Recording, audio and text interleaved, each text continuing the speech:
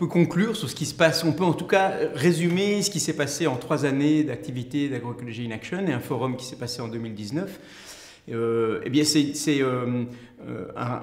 on peut faire le bilan de ce qui se passe au niveau belge, mais avant d'aller dans les détails de ce qui s'est passé au niveau belge, la première chose qu'on a envie de dire, c'est qu'on n'est pas tout seul et on est dans un réseau européen. Ce qui se passe en Belgique, en fait, est un mouvement qui se passe dans d'autres pays européens.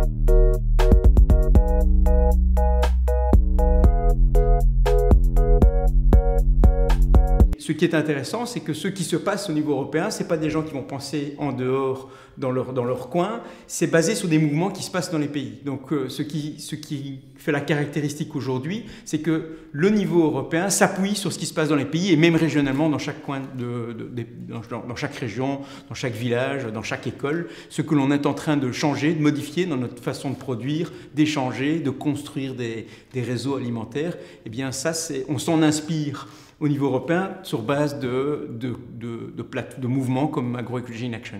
Donc c'est bien, il faut continuer à faire, il faut continuer à s'inspirer les uns les autres, en sachant que c'est de ce que l'on fait localement que l'on peut faire pression pour modifier les politiques européennes qui ont grandement besoin d'être changées. Elles sont aujourd'hui encore absolument cadenassées, bloquées.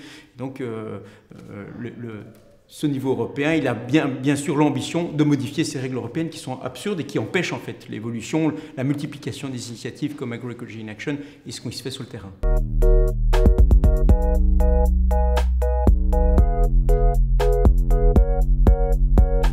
Si on peut soulever des choses importantes qui se sont déroulées le 20 mars, c'est évidemment la création de nouvelles, l'envie de dépasser les difficultés qu'on rencontre autour de l'élevage. La question de la viande.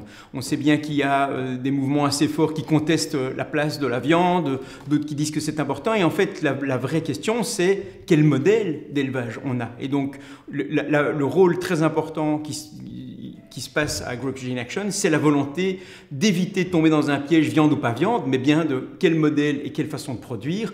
Et il est évident que l'élevage a sa place dans une agroécologie et dans un système alimentaire durable. La vraie question et la vraie critique qui se pose, c'est sur un modèle de surproduction, basé sur l'importation d'ailleurs de matières premières comme le soja, tout ça pour réexporter quelque chose qu'on ne va pas manger en Europe pour d'hypothétiques marchés internationaux qui sont dangereux pour tout le monde, pour les producteurs et pour tous les autres. Donc ce modèle-là, il est évidemment à mettre de côté. Après, on a orienté pendant des dizaines d'années l'agriculture dans ce modèle-là. Eh bien, nous sentons à Agroecology in Action, je crois, très solidaires des gens qui ont été coincés dans ce modèle. On les a poussés, il y a une promotion, une idéologie dans ce sens-là. On n'est pas arrivé là par hasard. Il faut rétropédaler dans la mauvaise direction puisqu'on est allé se mettre sur un mur, dans une impasse. Et il y a une grande volonté de remettre du dialogue entre les producteurs, les éleveurs, les gens qui font un travail d'une immense qualité pour dire cet élevage-là, il a toute sa place. Et pour tous ceux qui sont coincés dans le modèle qui est une impasse, il faut être solidaire avec eux.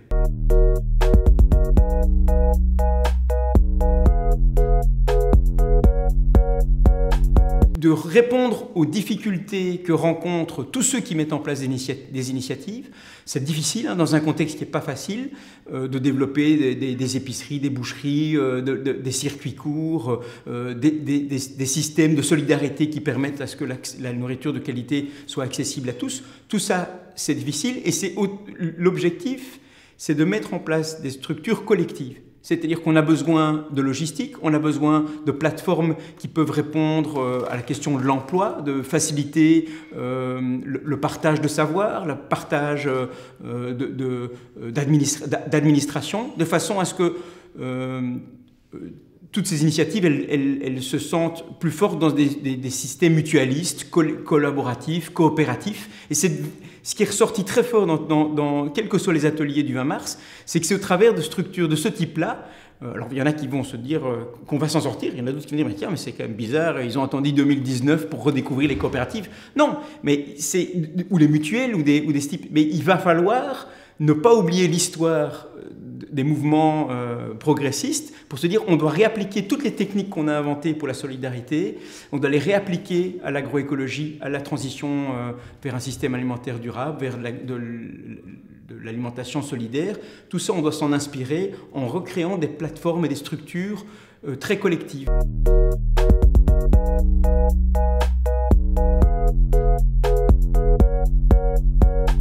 Autre point fort de ce forum du 20 mars 2019, c'est que la reterritorialisation d'un nouveau système, d'un système alimentaire durable, elle se fera en s'ancrant sur une démocratie alimentaire. Et donc la question de comment on décide dans chaque région, dans chaque coin de l'Europe, et donc en Belgique dans notre cas, comment on va s'organiser, eh bien on va s'organiser probablement autour de certains ont parlé de conseils alimentaires pour mettre les acteurs ensemble, pour décider comment est-ce qu'on peut améliorer l'alimentation et l'agriculture dans notre région.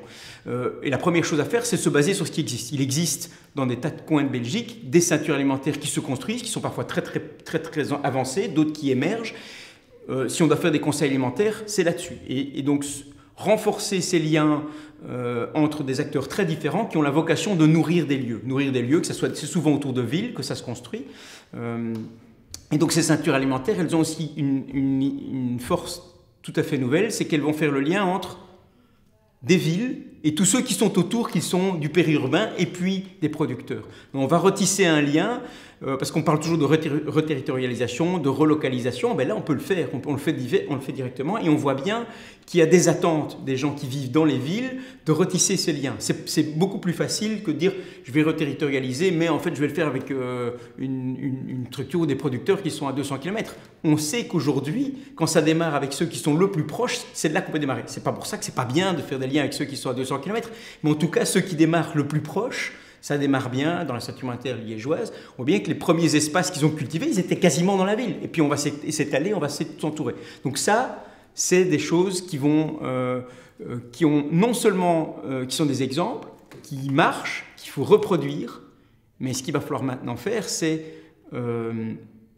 les rassembler, avoir la capacité de montrer que ces initiatives font poids, font masse critique. Et donc demain, si on pose la question comment on fait pour nourrir une ville, comment on fait pour nourrir une région, on doit s'appuyer sur toute cette intelligence collective qui a déjà été développée là.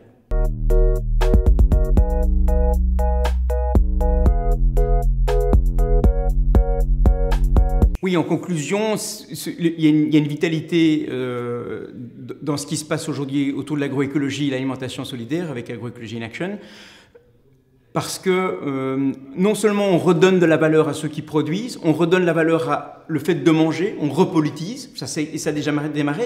On a beaucoup parlé dernièrement des enjeux climatiques, mais à la grosse différence du mouvement climatique où les gens se disent qu'il y a un problème avec le climat, qu'est-ce qu'on ferait bien? Sur la question de l'alimentation, on a 10 ans d'avance. On l'a parfois oublié, on pense beaucoup au climat, mais on a 10 ans d'avance, au moins 10 ans d'avance sur la question de l'alimentation, parce qu'en fait, les changements, ils ont déjà démarré. Ça a changé dans des écoles, ça a changé dans des restaurations collectives, ça a changé dans les fermes, ça a changé dans les unifs et dans les hautes écoles. Tout ça est en train de se mettre en place. Il y a un foisonnement d'idées, il y a une énergie, et on se demande, tiens, qu'est-ce que pourrait être demain une société plus démocratique? Qu'est-ce que pourrait être demain une société plus solidaire? En fait, on pourrait regarder autour de l'agroécologie et l'alimentation solidaire, il y a des initiatives qui marchent très très bien, et ce n'est pas des fantasmes. On peut regarder ce qui se fait aujourd'hui, c'est les prémices de ce que sera l'alimentation de demain.